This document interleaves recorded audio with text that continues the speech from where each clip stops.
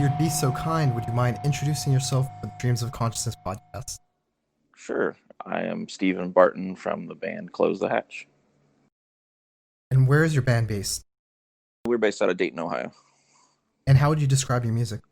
I guess a doom sludge band, but a little more on the melodic end. With a lot of atmosphere and would you say like even a post rock kind of influence? Definitely, yeah, that would be a pretty apt analysis. Yeah. Between that, somewhere between the post rock and post metal thing, and with elements of doom stuff. Tell me a little bit about the history, when you guys formed and what brought you together. Well, we started at the tail end of 2011. Was a somewhat different group of guys at the time, coming out of another band. It was just kind of going in a more radio friendly direction, which is fine. But we just made the decision. Two of the guys in that band made the decision to myself and another fellow to kind of do something different that was a little more experimental than what we were doing. So that's kind of what led to it. And then kind of over the years, we've been a band for, going on 9 years now. So it's changed more and more over time, at times becoming more of an aggressive thing. This most recent record, Modern Witchcraft, is actually kind of leaning more towards being a little more atmospheric and melodic than the prior records, and there's no screaming on it, whereas all the records previous to this had screaming on them. Let's talk about the style and the style you guys were playing originally. Well, first of all, how did you land on that style? What led you to that very heavy but also post rock influenced style that you had on your first? Well, I kind of always listened to like bands like Neurosis and Godflesh, and myself and one of the other guys that was in the band at the time were listening to this band called the Ocean Collective and things of the sort at the time, and the band Isis. And we just kind of wanted to do some sort of thing that was similar to that, but also kind of, adding in more shoegaze and post rock drony stuff as well. So it was just kind of trying to find a happy medium between the two things. Now, as you mentioned, your style developed over the years, over the course of several releases. Hmm. Was this a conscious decision, or did your style just naturally develop that way? I'd say with the first few releases, it was more a conscious effort to do something different than the prior band that we were a part of. And I'd say over time, it kind of was just kind of like, how can we do the thing we're doing and expand upon it. And with the last two releases, I think we really, because prior to all these records, without getting too much into it, a lot of the concepts for the songs were written just myself on the computer, and then I would bring them to the band for recording and rehearsal to kind of expand on those ideas. And it really wasn't until the record prior to this one, the record 6, we started actually working on the songs more as a group, and we would bring the ideas in just as riffs and record them into the studio, since one of the members of the band owns a studio. So we would record things in sections and then actually just try every idea possible until something worked, or that sounded cool to us. So that was, I think, the real first time that we made a conscious effort to go in a direction per se. But this recent record, somewhere at the beginning of about 2 years ago, when we started writing the songs and demoing them as a group, we kind of just made the decision to maybe try to do things a little more standard structure, as far as like, radio rock structure. I don't know that necessarily anything on the record is still radio rock or anything, but more simplified structures, and to get away from screaming entirely and focus more on having some melody and scream and singing versus screaming.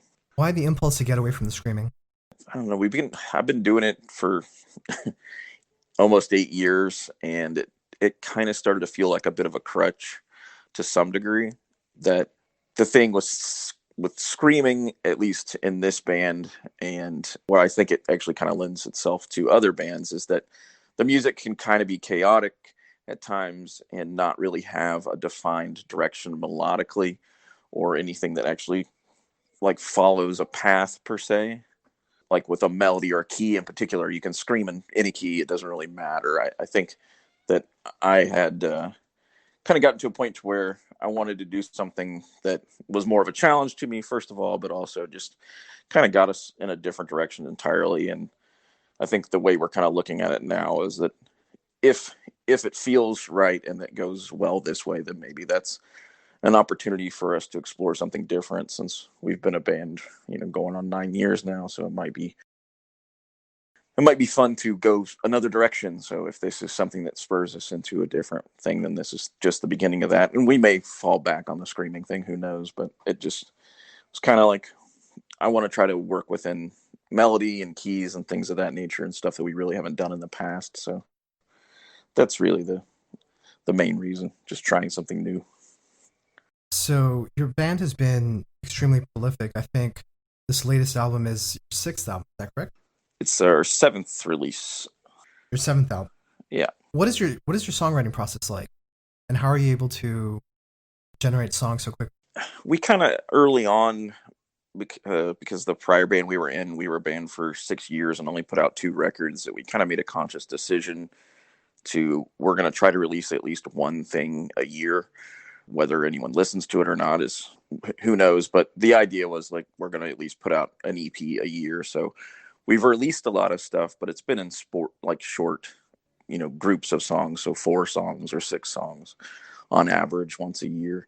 But the truth of it is we usually end up with probably 10 or more songs for each of those, and then they get dwindled down to the ones that seem to be the most fitting of whatever group of material we're going with. I know on a couple of the records we've even spent money in the studio and recorded pretty much an entire, another record on top of the things we were recording, and scrapped a good portion of it. So the songwriting process is kind of, at least what makes it go quickly, is that I'm kind of a multi instrumentalist, and a couple of the other guys in the band are too. So if there's an idea for a song, before they even make it to the point where we're all in a room together, more often than not, I'm able to kind of flesh out the song enough to where there's drums, or at least the basic idea of them, bass, guitars, everything is kind of there, at least the basic idea of what I would hope to accomplish, or some sort of thing that would lean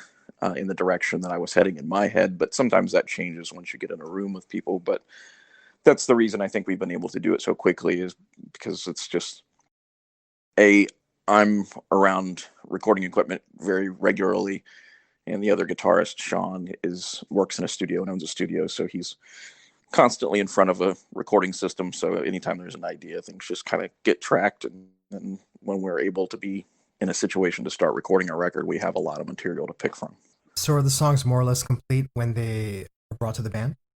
For the most part, yeah. And if they're not, they're at least broken down into 1 or 2 parts, and then anything in addition to that is written as a group in order to make those things fit better, or transitions between parts, whatever we can do to make something feel less musical and not just kind of built together in a cookie cutter fashion. So if something's simple, then we usually spend a lot of time on it, making it seem more cohesive.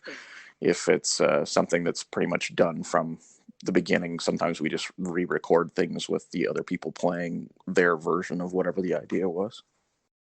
And you mentioned scrapping material that doesn't fit with feeling of EP release. What happens to all the material that you don't use? Some of it lives on a hard drive in purgatory, and some of it we've actually released just at like 1 or 2 songs at a time. Or we'll usually, when we do physical versions of records, particularly with CDs, some of those other songs will be added to the physical product as bonus material that isn't on the digital download, or vice versa. So sometimes there's a digital version of that material and it's never put on physical product. So we try to release stuff that, at least stuff that seems complete, we'll release it to some degree. Or if we have, like in this instance, with this recording, between here and the last recording, there was a 2 year gap. So we did release one song that was from an older recording session on Bandcamp, just to put something out. So it wasn't like we weren't doing anything. So yeah, I mean, it all gets used to some degree, but the stuff that isn't used is usually just not there yet. But that's not to say that it couldn't be used down the road. But we kind of tend to just keep moving forward and not really go back to any of that stuff. I know as of late, I've been using a lot of that stuff for background music and like YouTube videos and stuff that I'm doing for something completely different. So it ends up just kind of being the music bed behind, somebody explaining how to use, part of a piece of software or something. That's actually a fascinating field. I don't know if you want to talk about that a little bit later, but I don't know if people realize that there are professional musicians coming up with all the background music for these explainer videos and just random things on the internet. I did a fair amount of social media marketing and videos for companies, and so we were always scrambling to find royalty free music that that we could use for our marketing material. Yeah, it's definitely a thing. I got into it. A friend of mine was working for a school that was teaching people cosmetology and makeup and things of that nature, and she knew that I had built up over the years, even since I very first started recording, I've saved up a bunch of stuff that's just ideas, and some of it, particularly once the computer stuff came into play, some of it's pretty much complete ideas in various genres. So that's kind of what made me get into it, is that she kind of reached out to me and asked if I had anything she could use, and I just kind of sent her 10 or so songs, and she picked a few to use for this series of makeup tutorials. And then and I started doing a YouTube page for kind of my own interest and to kill time, about different types of guitar pedals and software for recording and stuff, and just found a use for it. But yeah, there's definitely, I mean, there's a lot of services out there that offer that stuff, but I don't know how much of it's free because I really haven't gotten into that. But I am, I guess, lucky in that if I feel like I need something just as a piece of background music, I can pretty quickly scribble it together just to be underneath somebody doing something else.